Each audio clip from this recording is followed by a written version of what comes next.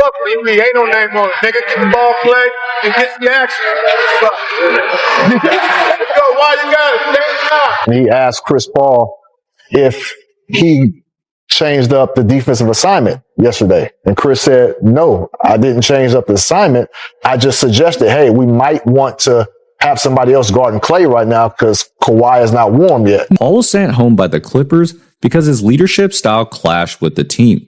He had been vocal in holding management, coaches, and players accountable, which the team felt became disruptive. A future Hall of Fame player was removed from an NBA team in the middle of the night. At 2:40 a.m., Chris Paul posted on Instagram saying he had just learned he was being sent home.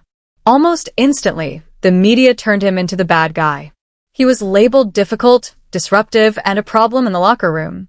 But there's a part of this story most people ignored. Game footage later surfaced, and it showed something very different. Once you see what Chris Paul was actually calling out, it becomes clear why the Clippers wanted him gone.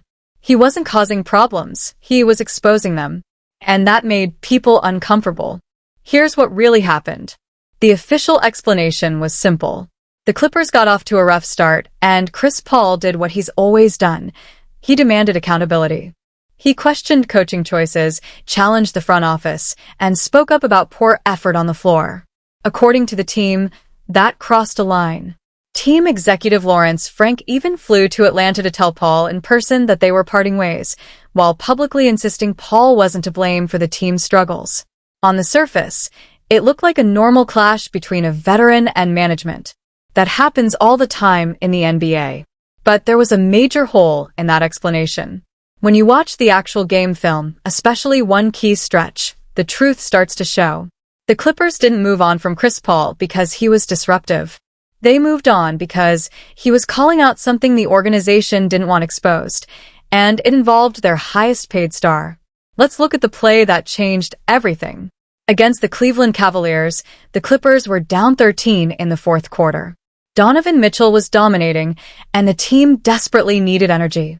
At that moment, Chris Paul, 40 years old and near the end of his career, decided to guard Mitchell himself. This is a player many say is past his prime, slower than before and nearing retirement. Yet there he was, fighting through screens and giving everything he had to try to spark a comeback. At the same time, Kawhi Leonard was doing the opposite. After a Clippers basket, Cleveland used a common tactic. Darius Garland let the ball roll up the court instead of picking it up. When the ball rolls, the game clock keeps running while the shot clock doesn't start. It's a smart way to waste time when you're ahead. Chris Paul immediately recognized this and shouted for teammates to pressure the ball. Kawhi, however, jogged back casually, as if there was no urgency at all. Garland rolled the ball into the front court untouched. By the time anyone applied pressure, Cleveland had burned 16 seconds for free. The possession ended with a drive, a kick out, and a made three. Over 30 seconds were wasted, and the Cavaliers scored. All because the Clippers didn't hustle back. Then it happened again. On the next possession, the Clippers scored, and Kawhi once again jogged back slowly. Garland saw it and repeated the same move, letting the ball roll because no one was stopping him. This time, the moment said everything. While most of the Clippers moved back at half speed, Chris Paul sprinted all the way to the backcourt by himself to stop the clock from being drained again. When the camera followed the play, Kawhi wasn't even in the frame. He was that far behind. Think about what that shows. A 40-year-old guard near retirement, showing more urgency than a two-time Finals MVP earning over $50 million a year.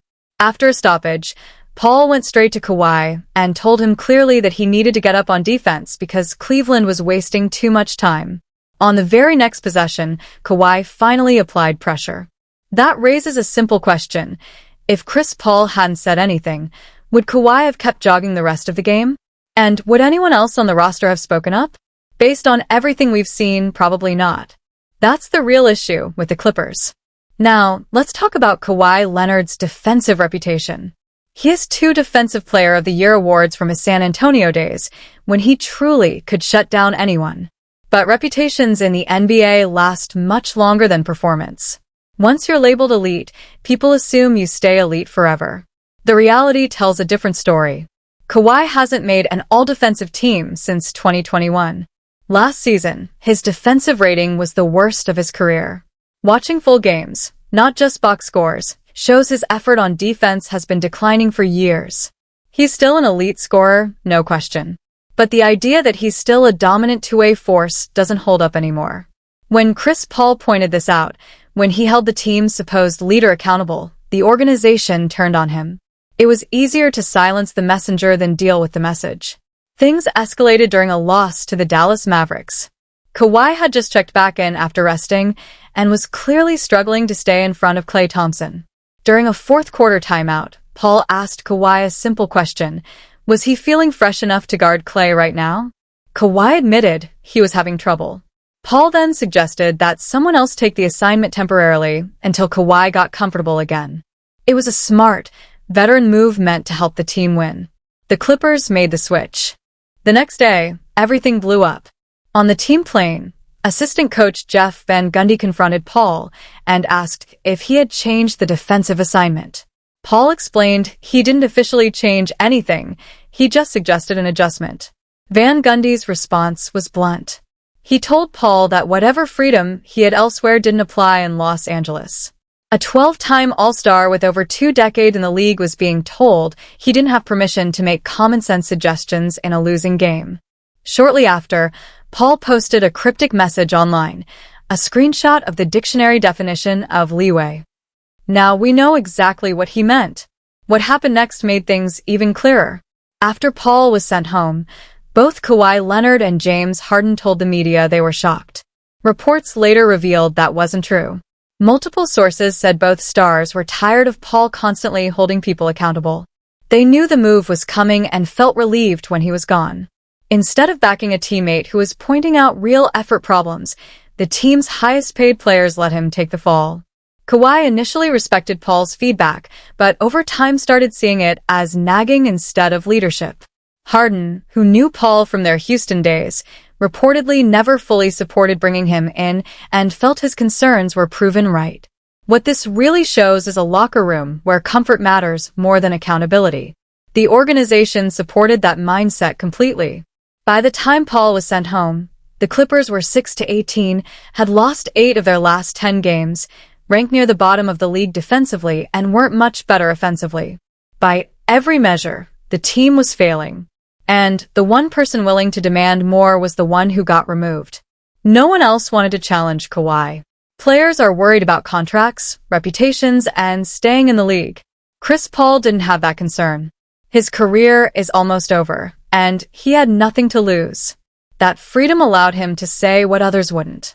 That honesty made him a problem for an organization more comfortable losing quietly than winning through tough conversations. Now the Clippers are stuck. Over $50 million is owed to Kawhi next season. James Harden holds a massive player option. Draft picks are gone. The defense is still broken. And the one voice pushing for change is gone. Steve Ballmer spent billions on this team, built a new arena, and aimed for a title. Instead, he's overseeing a culture where speaking the truth isn't welcome. Chris Paul's career will always be debated. He's one of the greatest point guards ever, and he's also known for being hard to play with. Both can be true, but the video made one thing undeniable. He wasn't lying. He was calling out real effort issues that everyone could see. Sometimes the so-called difficult person is just the only honest one. Chris Paul left with proof. Now everyone else has to decide whether they're willing to face it or keep pretending nothing's wrong.